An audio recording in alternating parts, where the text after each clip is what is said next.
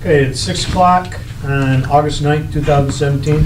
I will call the regular board meeting of Lowell Light and Power to order. And roll call. Chairman Beecham. Here. Schraubman. Here. Chambers. Here. Salzwedel. Here. And Cadwalder will be late. She texted me that she's on her way. She's in traffic, and so, but we'll, it's 6 o'clock, so we'll move on. But we should entertain a motion to excuse her absence or her tardiness. I make a motion that we excuse her tardiness. I'll support. Okay, it's been moved and supported. Any further discussion? All those in favor signify by saying aye. Aye. Opposed? Motion carried.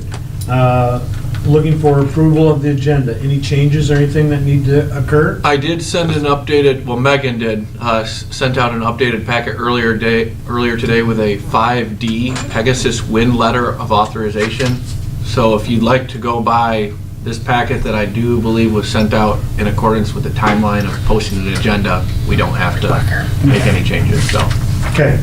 I'll make a motion to approve the agenda as presented. I'll second. It's been moved and supported to approve the agenda. Any further discussion? Hearing none. All those in favor signify by saying aye. Aye. Opposed? Motion carried.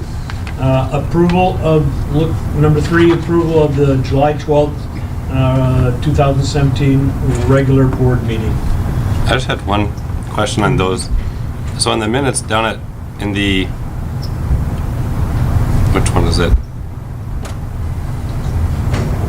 The letter's got, down in the manager's report, it's on page 7 in the, I guess the old packet where I made my notes. It says on item D, the long-term natural gas supply, it said City Attorney Dick went and Steve reviewed the agreement, but Dick was not at the meeting. So I think you meant, I think we were discussed the agreement. No. Or, I was trying to figure out what that meant. What I explained at the meeting was that, yeah, I think the way it is worded, well, actually, I think it's worded fine. City Attorney Dick Went and Steve reviewed Consumers Energy Agreement for the provision of natural gas. And that was probably prior to our meeting. That's what, yeah, I said that. So that was your I report. had done that within the last month. So if Right. you'd like us Okay. to clarify that, Prior it was to. within the last month prior to the meeting. I think it was just clarified. Okay. Yep, okay. With that, I'll make a motion to approve the minutes of the July 12th. I'll support. It's been moved and supported to approve the July 12th regular board meeting. Any further discussion? Hearing none. All those in favor signify by saying aye. Aye. Opposed? Motion carried. The July 12th closed session meeting minutes. Need to, I'll move to approve the minutes of the July 12th closed session. I'll support. it's been moved and supported to approve the minutes of the closed session of July 12th. Any further discussion? Hearing none. All those in favor signify by saying aye. Aye. Aye. Opposed? Motion carried. Public comment. Any public? Well, I just like to say that how exciting it is to see all the projects being completed and all the ongoing projects under Steve's leadership and his talented staff. I come into town once a week and I see all these guys on staff, even all office staff, working on new projects and things being done in this town. It's really impressive. Thank you. Any other? Hearing none, we'll move on to action items. Steve? First of 4 action items tonight is the adoption of the American Public Power Association Safety Manual 16th edition. As part of Lowell Light and Power Safety Program, the board has previously decided back on July 12th, 2012 to adopt the APPA Safety Manual 15th edition as part of our company-wide safety standard. The manual is dispersed or made available to all staff and contains standards and rules that, when observed, help prevent accidents. And this is just a copy of the new manual, and we're going to talk about that a little bit further in a minute. But the manual is used frequently by Ron Van Overbeek during or in preparation for safety meetings. And just for formality purposes, in April of this year, the 16th edition of the manual was released, and there were a number of changes that I have listed here. They sent out numerous updates and wordsmithing changes or new best practices or different codes or things to be in compliance with. So it's been reviewed by Ron, and it's his and staff's recommendation to adopt the 16th edition of the APPA Safety Manual. But before we do so, I asked Ron to attend tonight's meeting, not only to give a brief overview of the 16th edition of the manual, but just to talk about Lowell Light and Power Safety Program, what he does. We have purchased a new safety program in conjunction with the city, and Ron's really headed up a huge effort for a citywide safety program. So Ron, I'll just give you the floor and however you want to go with it. Okay, yeah, the 16th edition, we basically adopted it as our Bible to use. It's very well known and respected throughout the industry, which is why we opted to go that route. And it kind of simplifies what we need to do here. It keeps us on track and makes sure that we get the annual required training. Along with that, we purchased it, I believe it was the first of the year we bought it. We bought a program called VHS Safety Training, and we purchased that along with the DPW. So we split the cost 50-50 with them. And since that's come about, we've done annual training, well actually monthly training with the DPW. In our industry, we're required to do 12 hours of training per year, minimum, no matter what it is. And there's some required things that we have to hit, be it bucket truck rescue, pole top rescue, CPR. So we kind of incorporated those guys into coming with us. And in the past, we tried it. They weren't real excited about it, but under their new leadership, they're on board 100%. They're actually gone so far as to bring in training from outside individuals through MIOSHA to do specialty training and invited us to be with them on that training. We did not go to the trenching and shoring because we did that here, but we did go through pretty spectacular chainsaw safety class and learned how to fell trees, a lot of different cuts and notches that you could make, so it was pretty impressive. The packet itself contains 40 different topics, and I think we broke it down to like 38 of them that we could actually use in-house, which was pretty good. With that, it gives PowerPoints, worksheets, quizzes, different certifications if you need them, so we can certify, like for confined space, all the different levels of confined space we can certify people in if we need to. And it gives written templates for your written procedures and policies that you might need for your manuals, which we already have that from when Tom was here, but the DPW is utilizing that to put some of their plans in place. We're training monthly again. Like I said, we do at least 12 hours a year with those guys. We do a lot more, but we have a training coming up next week with them again, and we'll do that over at the fire department because then we can get everybody fit in over there. The light and power staff, that if the girls in the office don't train with us on that monthly training, we have a program set up in the computer that they can do on network, and they have to watch the PowerPoint, they have their worksheet, they take a quiz, turn it into Julie, and then they can sign the training sheet, and then we log in for the RP3 program. They're only required to do 6 hours a year, but they end up with more by the time we do hands-on training, whether it be fire extinguishers or CPR. So all the city staff train together at least twice per year, whether it be DPW, City Hall, even the police department. We all get together, we meet at the station. We'll do the first class on a Tuesday, and then we'll do the exact same class on the Wednesday. So we can split the staff, so none of the offices have to be shut down. It's business as usual. Works out really well. They get a lot of hands-on. We do live burns with the fire extinguishers, so they know the proper way to use them. We do CPR, AED, standard first aid, just a lot of things that they can use in their everyday life. So the annual required training that we do, there's probably, 8 or 10 items that we have to do annually. Again, that's bucket truck, pole top, CPR, things like that. So Ryan and Mark are a big help with the pole top and bucket truck rescue. In the past, we have used Mecca. Did we want to go into that a little bit? Yeah, if you want to talk a little bit about Mecca. So we used Mecca, and that was an outside entity that did a lot of our required training for us. But with the money that we were spending to be part of that program, we were already doing 95% of it in-house. So there was conversations with Steve and Ryan and myself, and it was decided that that money was better utilized in a different direction. So we backed out as of the end of this year, the end of December. We'll no longer be using Mecca for our safety training. It'll be 100% in-house. So, and really, that's due to Ron's expertise. I mean, we have somebody that's equivalent to Mecca on staff, and why not use him and his knowledge? We were consistently going to Grand Haven or Holland for the training. It would, use truck time, travel time. It was always on a set date that may or may not be convenient for us on many occasions, just with what we had going on here. And this will allow us to do things on a rain day and just best meet our own schedule. So that's going to save the company roughly $10,000 that Ron's going to be able to just do in-house. So it's no small chunk of change, and that was a 3-year contract that was coming up. So it's actually a $30,000 savings by actually Ron being able to take care of this program in-house. That's just the immediate out-of-pocket expense. That doesn't include the day that we lose of productivity around here, the maintenance on the vehicles.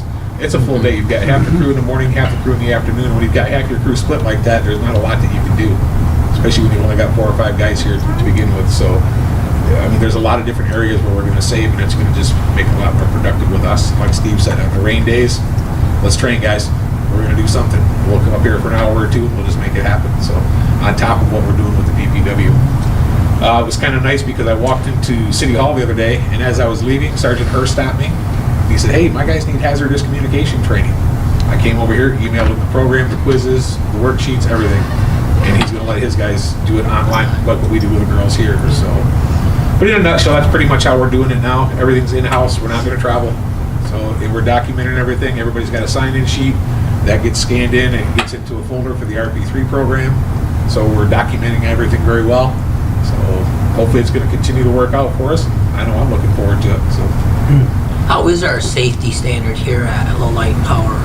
100%, 99.99? We're pretty strict. I know when Tom set the programs up originally, he was pretty tight on it. He had us in FR clothing before it became mandatory, so he was ahead of the curve on that. And with Ryan coming in and taking the position that he did, the industry, he's in it for 24 years, and they were pretty strict on it at Kent Power, so it was nice to have another supervisor come into that position who was just as serious about it as the previous supervisor was. So they give me a lot of freedom, and the guys, they follow it pretty strict. They work in the shop over there. It doesn't matter if they're just sweeping floors. It's gloves, hard hat, safety glasses. If you're not in the office or in a pickup or one of the vehicles, gloves, hard hat, safety glasses every time. So there's no exceptions, no excuses. And basically it's a zero tolerance thing as far as Ryan and Mark are concerned. So I don't have to worry about checking up on them because they're making sure that it's getting done. Not just from an employee, but when you guys have guests in or two, do you require them to do that same We do. hard hat? We have a little going tote forward? of hard hats and safety glasses readily available right inside the door that if someone's going to be there for a lengthy amount of time, we provide them with a hard hat and stuff. Megan was over there doing inventory and she had it all on the And they entire time. have really nice looking pink hard hats. Oh, yeah. Yeah, we do. Yep, we have very nice ones with real nice decals on the side. They look like football helmets. They're awesome. We have received a lot of compliments on those the last couple days because we're all wearing them every day. Oh yeah, people are loving it. Very So, cool.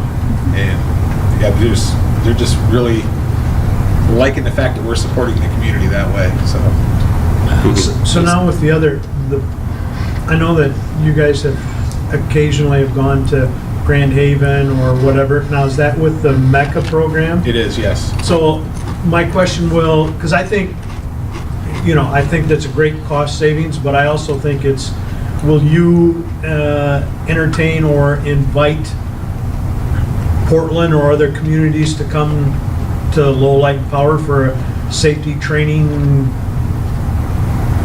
I mean, I think it's great that the other linemen can be with other linemen from different things, and that they, there's a value of sharing information with them, and You want it, Steve, or you want me to take it? Question. Well, I mean, at a high level, I talked with 2 of the 3 other general managers that we were in the group with MECA with and said, hey, if you guys would opt out, I would work with the other municipals that opted out, and we could potentially start some sort of program. I don't believe they're going to opt out because they didn't have anyone to run the program like Ron in-house. And we just kind of put our foot down and said we don't want to travel. I mean, that's part of our decision. So you have to be willing to come here, and they really weren't. You can speak further to that, Ron. We did extend our hand. If they want to, they're more than welcome. And I do communicate with the other supervisors that are in Ryan's position over there. I communicate essentially with them on a weekly basis. I mean, we're still emailing back and forth, we're still talking, and we still have trainings the rest of the year that we have to go to, or that we've prepaid for. The next one being August 22nd. I believe Ryan and I are going to try to go to the meeting together, which is not typical. Usually he'll go in the morning, or we'll flip it around and not go together. But I think this time we're going to go just to see what the feedback is, because we've heard nothing back from Mecca since we opted out of their program. So we're going to kind of be there together just to make sure that things aren't tossed around in a derogatory way, so to speak. We want to make sure that everybody knows why we did it and the real reasons. If it's brought up, we're not going to bring it up, but we're also going to defend our decision if it is brought up. So, and they know, Grand Haven knows in Holland. I've talked to those guys quite a bit, and they know that we're here if they need us. If they need me to come over and help them with the program, Steve's already extended our hand for that, so we can help them in whatever way they need it. So. Any questions for Ron about the No. safety program? I Thanks, mean, he's sir. done a great job, especially bringing the departments of the city together, just from a camaraderie standpoint. I think it's good that we're able to work and interact with the DPW or the police or even other office departments. So appreciate you coming, Ron. Rich I played did a have- big part of that as well, Rich Lombard. So getting his guys on board. So Cool. I did have a few questions. One just kind of came up once you were discussing the Mecca part. Is there any benefit to having like outside perspectives in some of the trainings once in a while, so that if we're always training just internally, would it help to kind of see what? there is, and we're all about that because MyOSHA offers free training. So all we have to do is call them and say, hey, we'd like to do a program on, for instance, chainsaws that Jeff Ansetter set up for us. Mhm. And the guy came in and literally spent the whole day talking about chainsaws.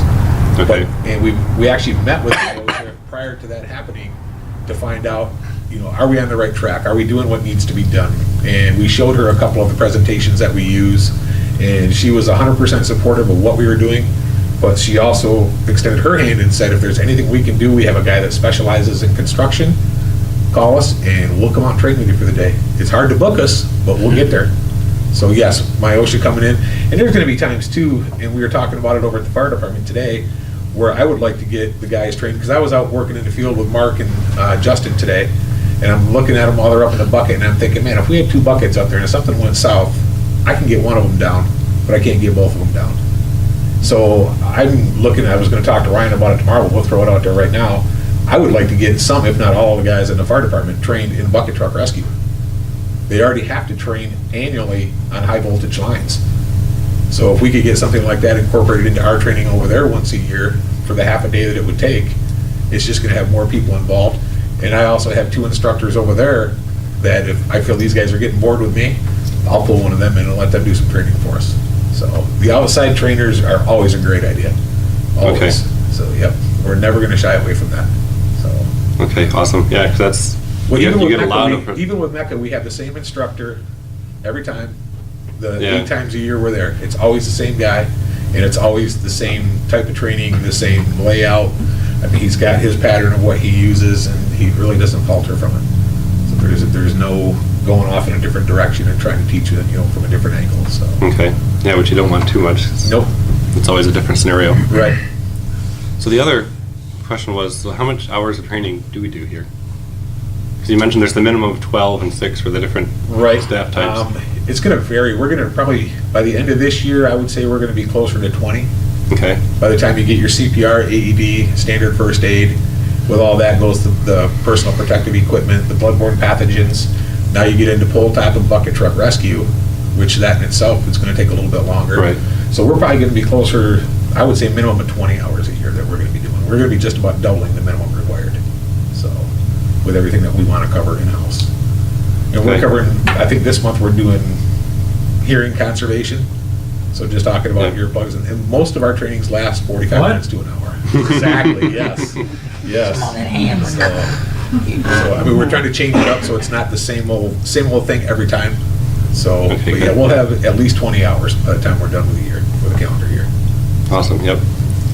I'm a big believer in that kind of training. Oh, yeah. me Going too. through it once means when it actually happens, you're not just running around guessing. And I look at it like this: if something goes wrong here, then I have to work for the other company.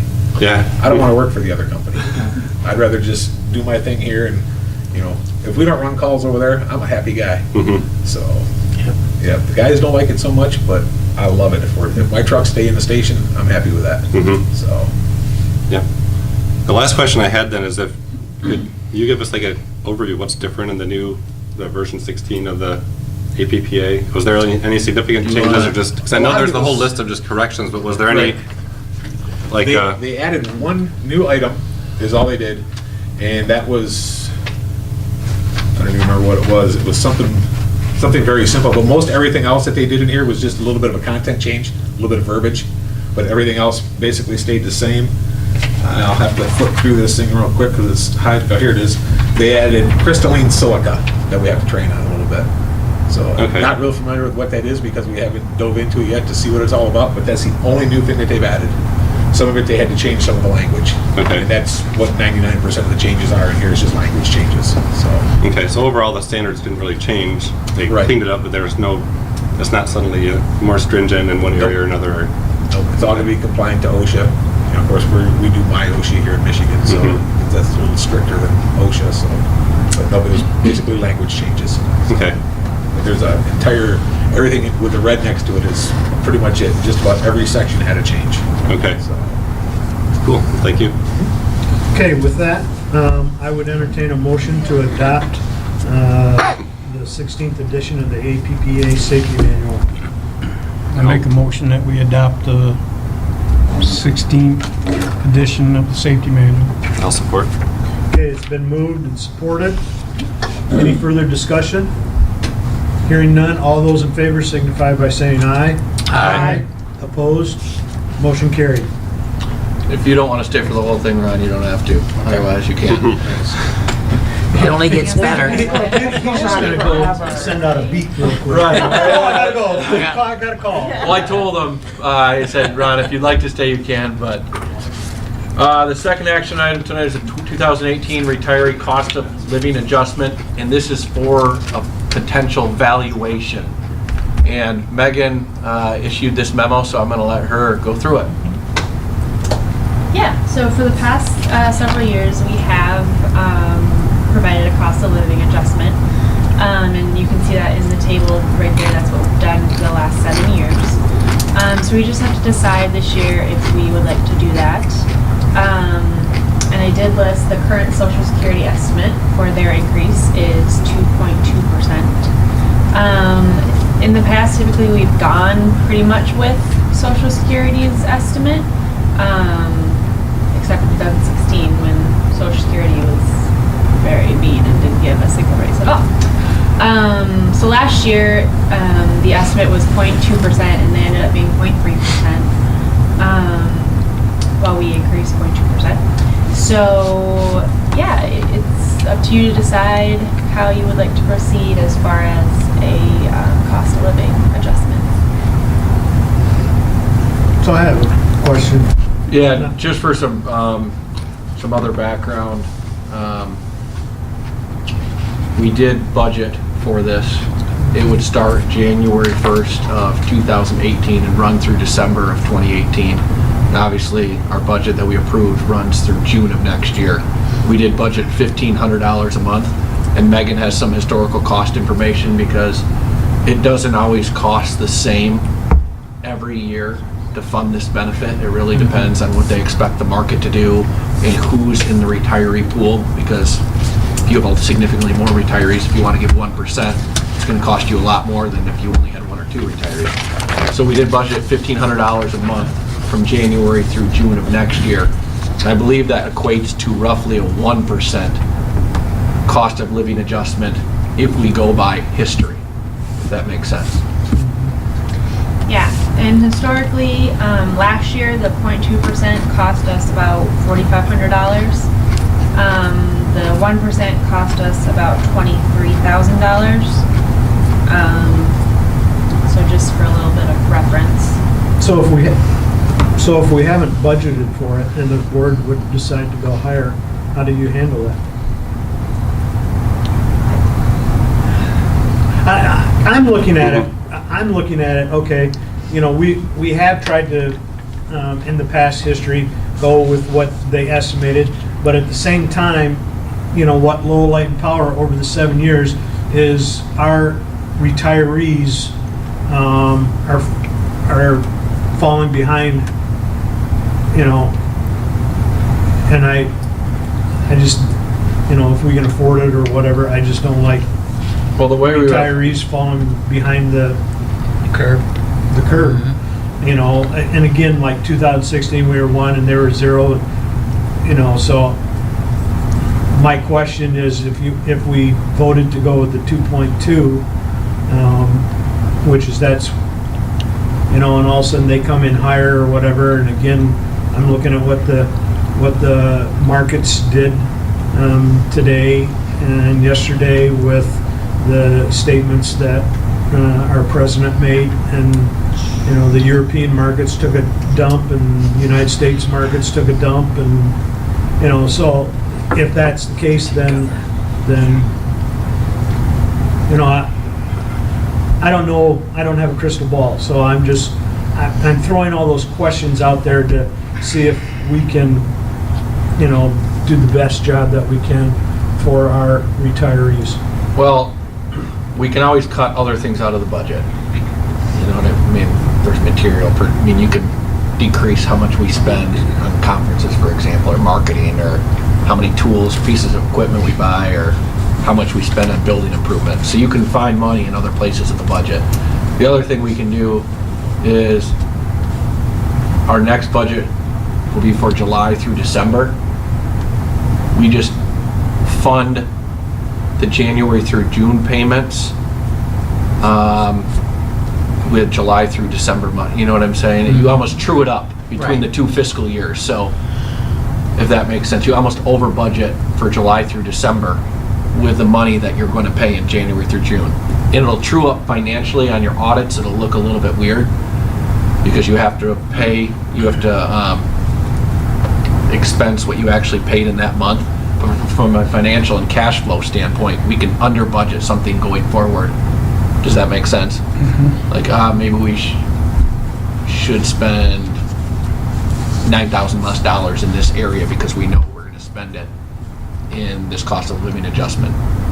And I'd like to hear from our resident expert, Tina, on the whole retirement and budgets and employees. I feel that the retirees have given us a lot of years, and they've always been loyal to us. And I think, I agree with you, Perry. What the standard is, I think we should go with it, because I want to set the standard that the people that are on board, that we're going to take care of you too. I don't want you guys to go anywhere. I want you guys to stay here and retire out of here, because we want good workers, and that's what we have. That's how I feel. If you treat them well, they'll stay here and they'll be loyal. So are you saying that we could go with the 2.2 and then all of a sudden we, at the end of our fiscal year, we see that if the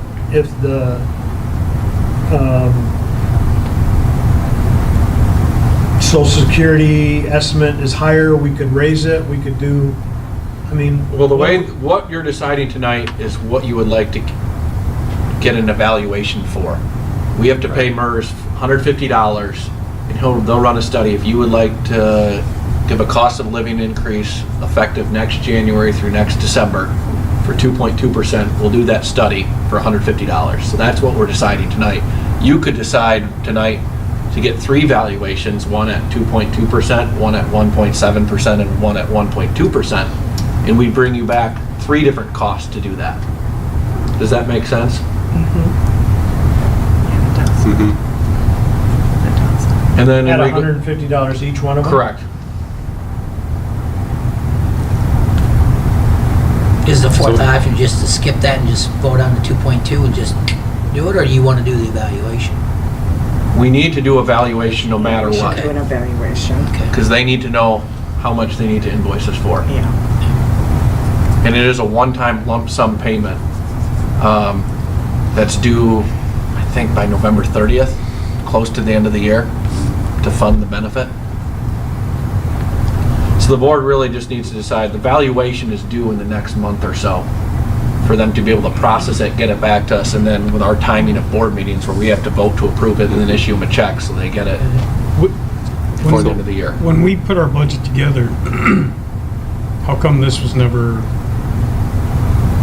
factored in or was? It was. Also, I did budget for it. Yeah. right. So I what did budgeted we- through July through December's payment because that was already known. Does that make sense? Because we already knew what we're going to pay in July through December because that was decided last year. And then I budgeted $1,500 a month for next year, which equates to a 1% increase. So you budgeted the 0.2 for the first half and the 1% for the Correct. second half. Right. Yes. Okay. That makes more sense. Yes. So- So it was budgeted for. It's in the employee benefits and Okay. pensions expense line item of your budget. So what drove, because really the big difference between the two total rates on this chart is that 2012, we were under by 1.6, and in 2016 we're over by 1. So now we're a net under by about 0.6. And we could go And back. There What was drove that 2012? 2013 is when we started to tie to the Social Security. Before that, the board decided to do 2% every year, and that's what we did. Okay.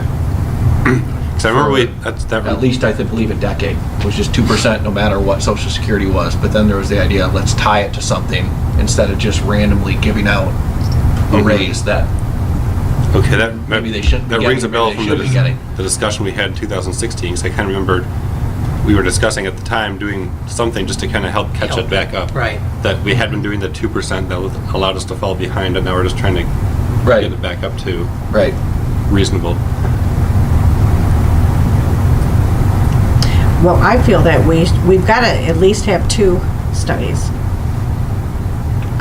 To be honest with you. So the studies just show how much it would cost. Correct. Right. Yes. The But study we know roughly how much it would cost, right? Correct. Because, like, so that when you said the 0.2%. 23% or 23,000 per 1%, was $4,500. is it like a roughly linear rate, or?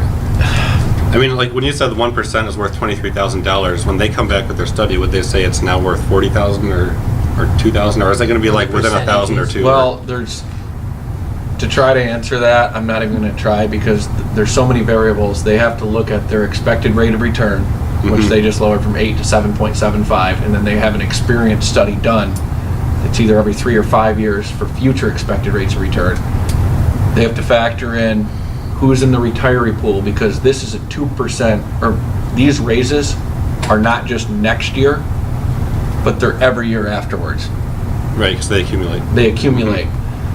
So every year, actuarial data in terms of how long people are expected to live is updated by the United States Yeah. government. They give, okay, males that are this age are now expected to live this long, and they take into account that information. They do the same thing with females.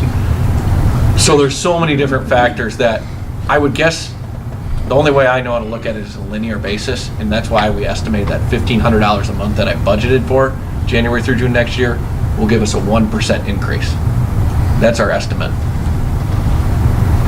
And I'm throwing this out to the rest of the board members. What I'd like to see a study at the 2.2, which is what Social Security has estimated.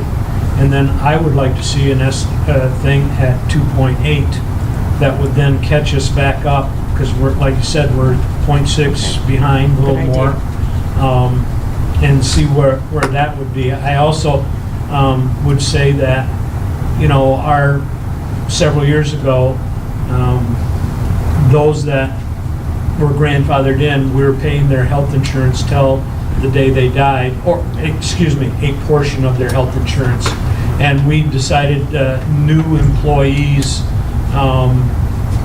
from that date forward would not receive that benefit. So there's a cost savings, I believe, to Lowell Light and Power on that edge of it. And I would like to take that cost savings, what we did, and again, get the cost of living back up to what the Social Security is. So I'd like, for me, this is up to the board, but I'd like to see a study at 2.2, and then I'd like to see a study at 2.8 and see what the difference is. Because again, if they're estimating at 2.2, I don't want to see us continually to go backwards and again have this variance of we're now further and further Right. apart. Right. Agree. I agree on the Yeah. two of these.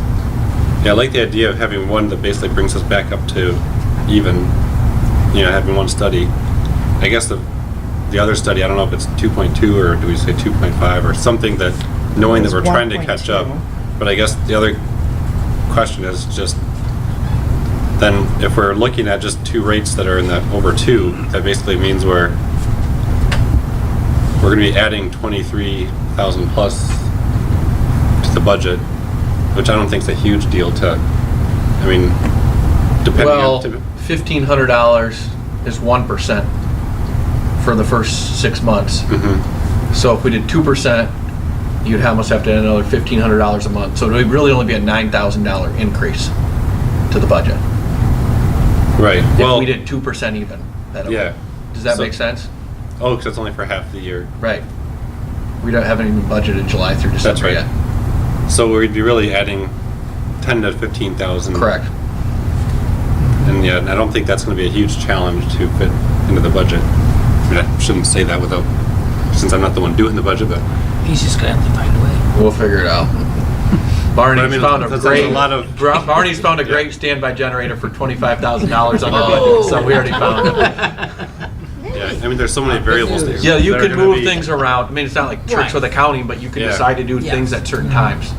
Or just if certain things line up and, And I guess opportunities if come we- up, you can do that, so. My thoughts are, if you go to 2.2, and you go to 2.8, and you decide that, so here's the highest, here's the lowest, we're gonna have someplace between, if we've said, oh, let's go 2.5, we know that, okay, it's gonna be between this figure and this figure.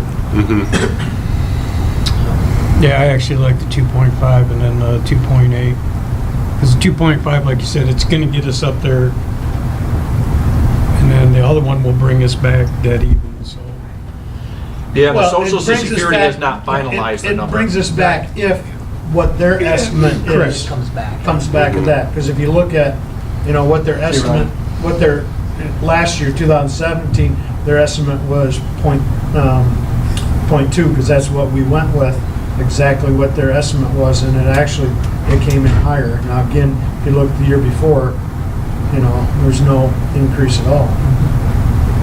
Yeah, I believe in 2016, if I'm remembering correctly, their estimate was 1%. Because by the time we receive our evaluation back and need to decide if we're gonna fund the benefit, the Social Security will not have given the final total out yet. If anything. Okay. Okay, I would entertain a motion from somebody on the floor. I'll make a motion to approve one at 2.5, the other one at 2.8 for years. Bring that data back to us. I'll second. Okay, it's been moved and seconded to look at 2.5, a study, and at 2.8. Any further discussion? Hearing none, all those in favor signify by saying aye. Aye. Opposed? Motion carried. Alrighty, thanks for that good discussion. Third action item tonight, approval of contractor bid for new circuit number 203. And we're gonna call it the new circuit 203 project instead of 102, but I'll still reference 102 for Ryan and the guys who look at it that way. But last month, the board approved the engineering service proposal for this new circuit, and GRP already turned that around and issued an RFP earlier in the month for the project. Actually, the majority of the project that we cannot do ourselves, and that's primarily a directional bore and some other work that goes along with that. GRP submitted the RFP to 4 different contractors. 3 responded. Severance Electric Corporation Company Incorporated was the low bidder at $32,685. Michael McGeehan, the president of GRP, reviewed the bids on our behalf and provided a letter to myself and the board recommending the approval of Severance Electric. He saw no reason why we should not approve them. The primary reason that their cost is so much cheaper is the directional bore cost if you go through line item by line item. This was budgeted for in the fiscal year through our capital budget and did come in under budget. So it's staff's recommendation to go with Severance Electric Company Incorporated's bid for $32,685, and this work will begin pretty much immediately. So do you guys have any experience with these companies? I mean, I saw GRP was fine with Severance Electric. They, Worked with all of them. they're all good. Okay. Did a huge project with Severance up in Traverse City. They did a great job. Okay. Uh-oh, your connection was lost. That's right, just tap, it'll come right back. I've been doing that all night. Okay. Wi-Fi better up here. I guess Thanks for letting me know. that's encouraging word from Ryan, because again, I'm looking at, you know, the cost difference, and I'm going, okay, so unless there's a change, I mean, they're held to that number unless there's a change order or something? Yeah, they're held to that number. Okay. Okay. Any further discussion? Hearing none, I would entertain a motion to award this bid.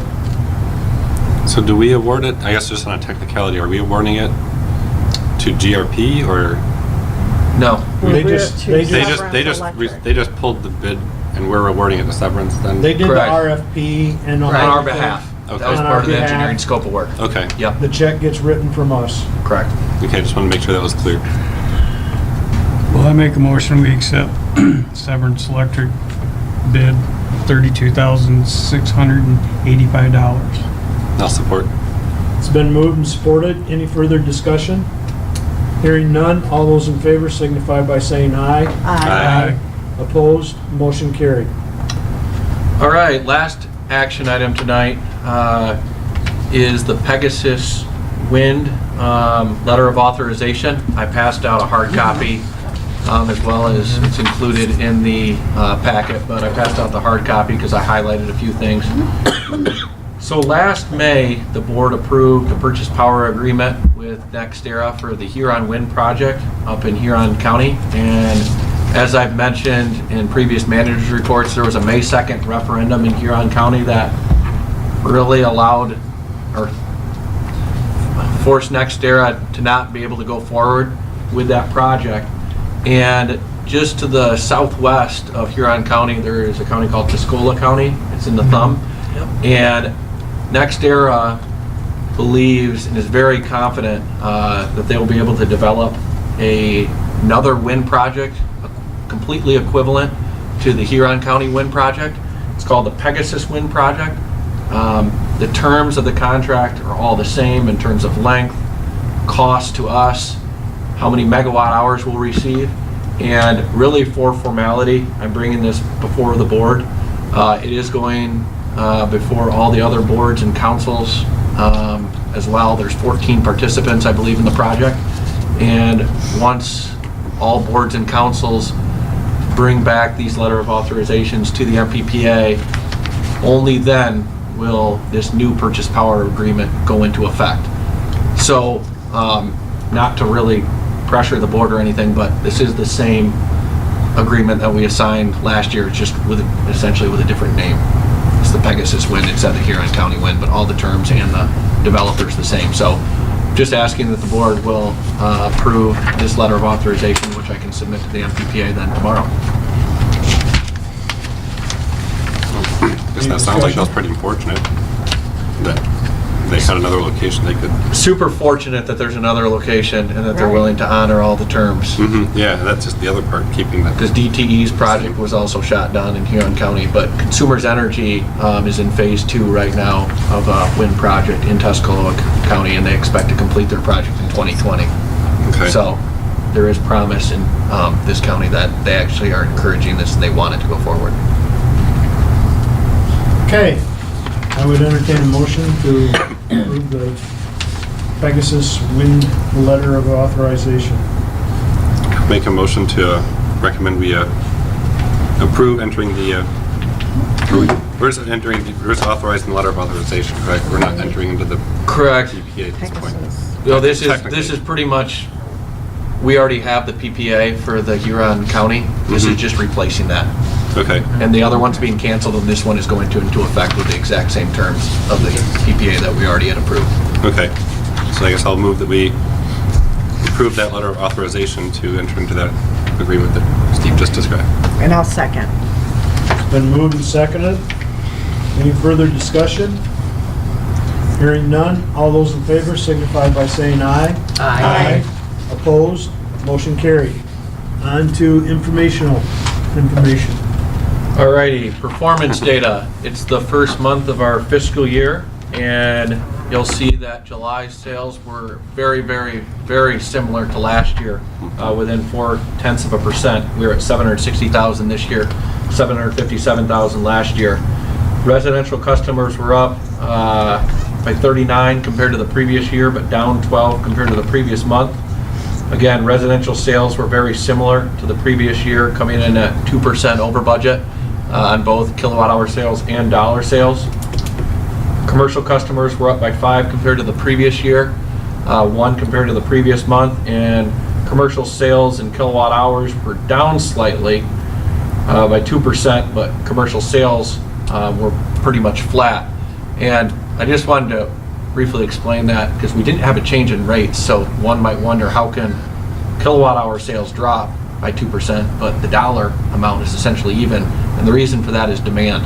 There's a demand component in our rate that's not dependent on how much a customer uses.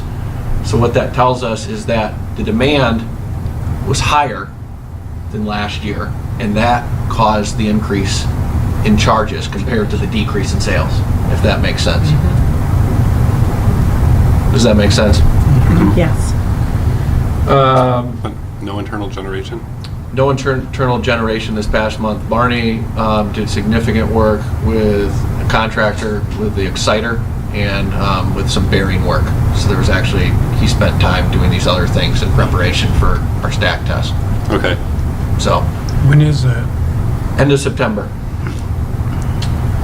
Going to the middle of the page, electric requirements in May of 2017 compared to May of 2016, we were down right around 300,000. Peak demand in June compared to the previous year, we were actually up 1.5 megawatts, and internal generation in June of this year compared to last year, we ran just under 44,000 kilowatt hours compared to 0 last year. Going down to the residential and commercial billing statistics for quarter ending July 31, 2017, you'll see that residential usage was pretty much flat, just down 5 kilowatt hours compared to the previous year at 659 kilowatt hours.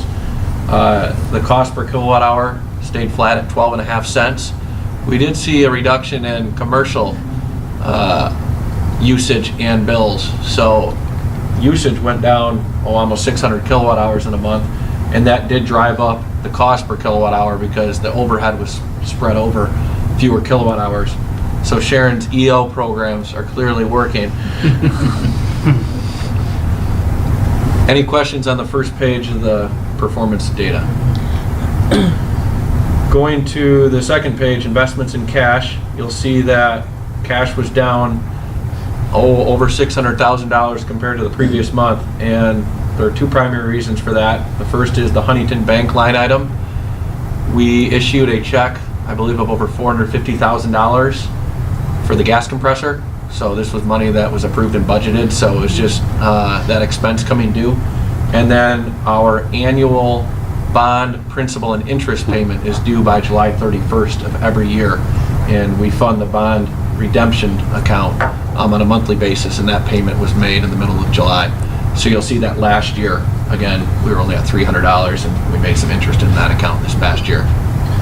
But overall, cash was up over 10% compared to the previous year. So right around the $3 million mark, which is a healthy amount. Delinquent balance after shutoff was down compared to the previous month and the previous year, as well as the balance at the end of the month and the balance from the previous month, and the balance of inactive accounts, which is the key number that I look at. So we had a very, very low write-off total last month, and last year our balance was 5169. So we're already ahead of last year's pace with a balance of 4894.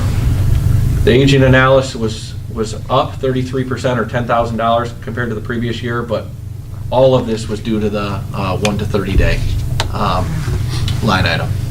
And we were down significantly compared to the previous year. Any questions on performance data? I did ask Megan to prepare a billing cycle days chart for the last 36 months. I thought this was most appropriate to follow performance data.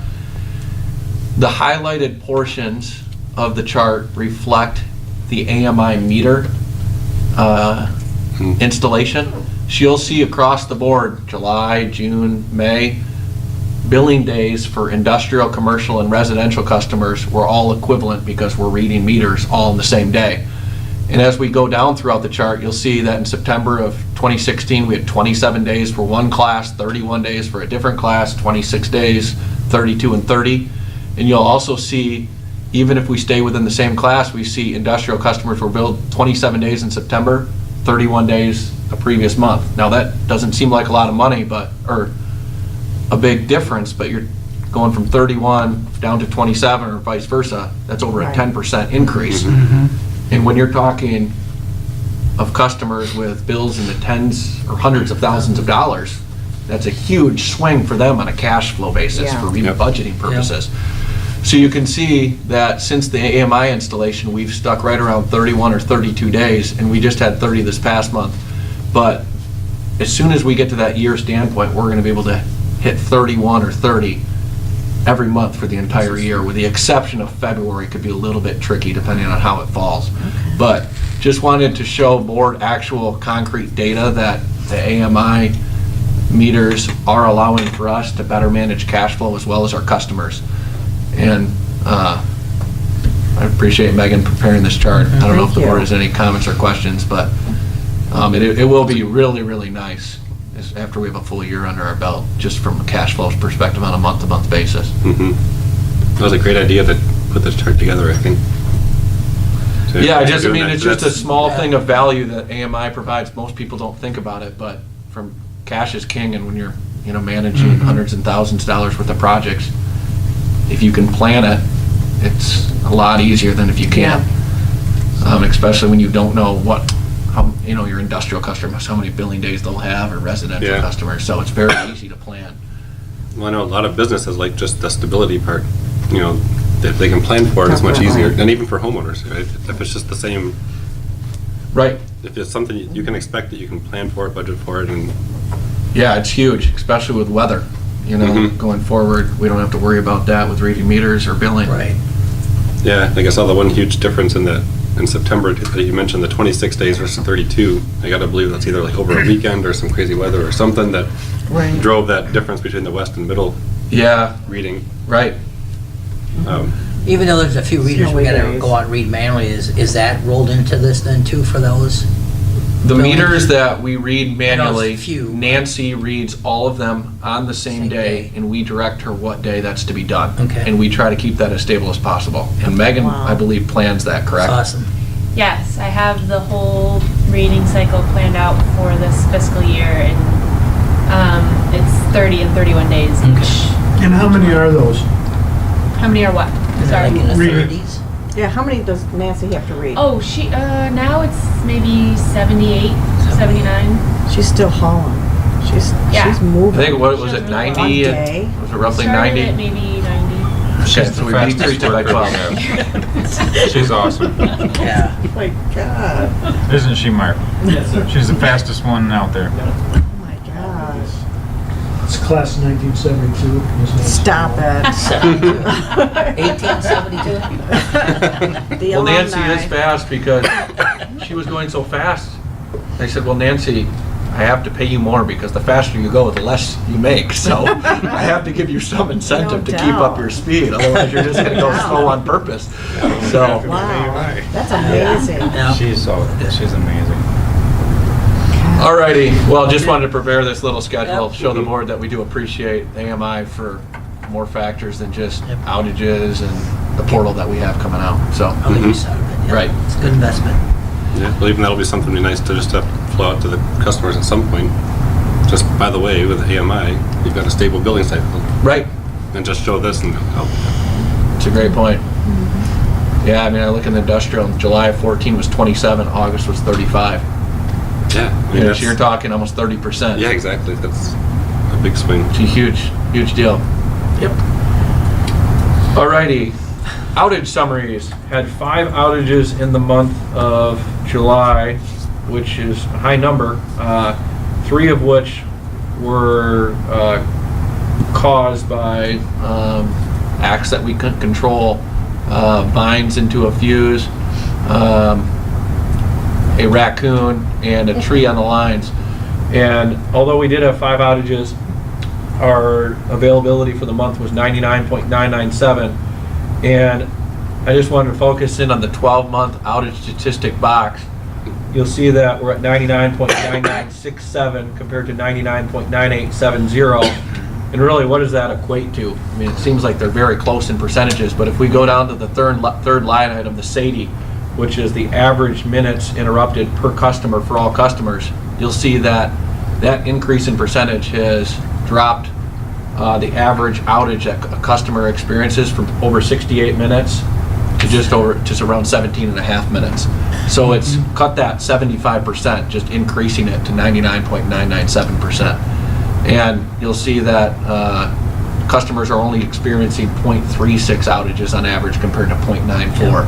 So we really are improving, and I think we're going to talk about it a little bit later in the manager's report, but it might be best just to talk about it now. Ryan and his staff have spent significant time tree trimming within the last month. And I've seen them. I don't know if you want to speak to that at all, Ryan, with tree trimming and different methodologies that you've even discussed with me in the past month to prevent creatures like raccoons. It seems like a lot of trees were just getting trimmed in the past out in the country rather than just cleared. If they're directly under the lines, they need to go.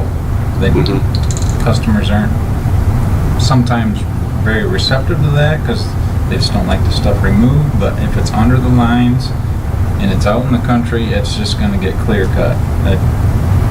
There's a few customers that don't want that to happen. We'll work with them, but I mean, you can see along all the Nash south of the river, that stuff was just so grown up, and when you walk through there in that thick stuff and you cut that down again, you can see where it happened in the past because these trees are all growing right out of the stumps from when it was cut before. It's just, we just got to do it again. That's just the way it is, and that's the approach that we're going to take everywhere we can. We're just going to clear cut it right to the ground, and it will pay off in the long run. It'll get better. But you are communicating with homeowners. Yes, oh yeah, we're talking right with them. We chatted with a few of the customers out there on some specific trees, and the lady actually called me back and said, just go ahead and take the whole thing down. Versus us just taking it down ahead of time, we let them have a little input on it and, have a decision, let them make the decision, but we kind of sway them that way if we can with reliability. And yeah, it's awesome.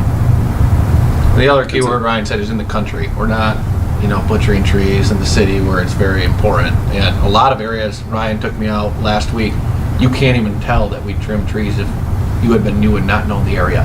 You say, hey, really? Yeah, this is just how it looks like. It looks natural the way they're cutting. So, yep. And then talk to them about the raccoon type of The raccoon? or device. I mean, Yeah, what's there's that? other things that we're talking about. We trimmed this whole area out there along Niola Drive. It would have never thought we would have had an outage there in 10 years. They're just awesomely trimmed. Well, the very first weekend after we trimmed, yep, there's an outage. Well, Mark goes out there to see what's going on, and there's a family of raccoons that have climbed up the pole, and one of them, unfortunately, shorted the lines out and caused an outage and died in the meantime. And there's a device that we can use to help keep critters from climbing up the pole. It's a really simple thing. It's just like a 2-foot. It's like a 2-foot long chunk of black plastic that you just staple all the way around the pole so that when They a can't critter climb. climbs up there, they just can't climb any higher. So it Okay. just stops that from happening. So just a baffle like in a bird feeder. Yep, it's exactly that way. So we're going to entertain the thought of getting some of that stuff along with the squirrel guard apparatuses that we've also started using, and yeah, that's just what's gonna have to happen out in the country. I mean, raccoons are out there, they're gonna climb the poles, it's a tree just as far as they know. And isn't it like warmer up there in some parts of the pole, or like